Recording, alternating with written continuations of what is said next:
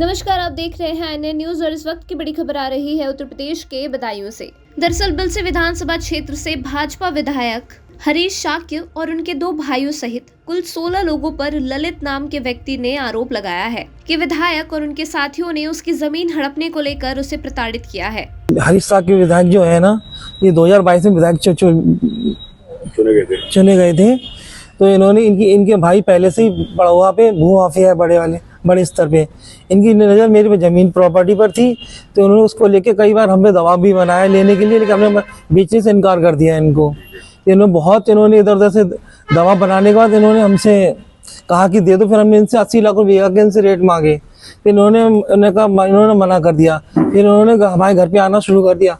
आने के बाद इन्होंने कहा चल के अगर नहीं देनी है तो चल के घर पे हम विधायक जी से मना कर दो चल के। तो हमारे बाबा और पापा और मैं और चचेरा भाई हम इन लोग के घर पे पहुंचे थे, आदर्श नगर स्थित इनके घर पर। तो वहां जाके इन्होंने पूछा कि हाँ कितने बेचोगे। फिर हमने बताया कि इतना 17 करोड़ कुछ की बनेगा कि हम उतने बेचेंगे, लेकिन नहीं। फिर इन्होंने 16.5 करोड़ में फाइनल करी। फिर सत्येंद्र से इन्होंने कहा कि 1 लाख रुपए एडवांस से दे दो इन्हें और 2-4 दिन में इनसे एग्रीमेंट करा लेते हैं। बाकी यानी एग्रीमेंट टाइम पे 40% इन्होंने नगद देने को कहा, बाकी सब इन्होंने जैसे बैनामा होता जाएगा वैसे पैसे देते जाएंगे।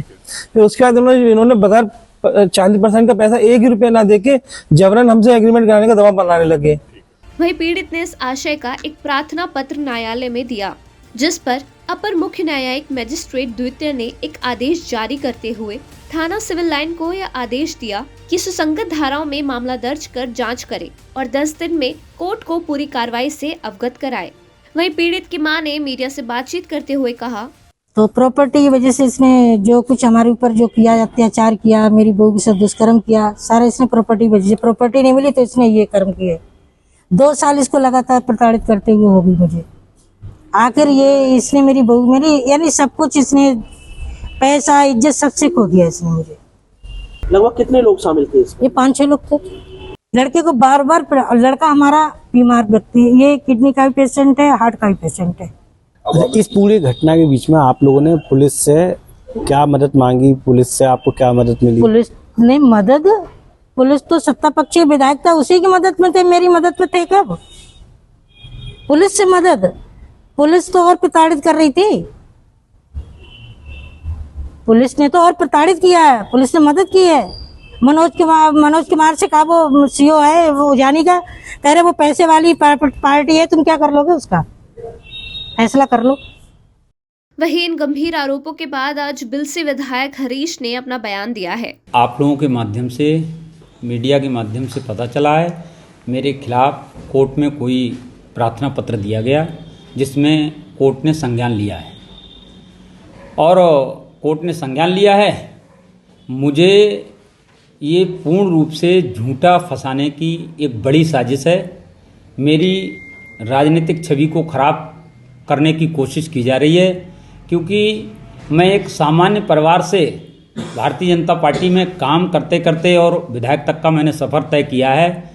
तो इसलिए मेरी अब तक की बेदाग छवि, मैंने राजनीति 25 आप लोगों के साथ देख रहे हैं, आप सब लोग 20-25 साल से यहाँ काम कर रहा हूँ।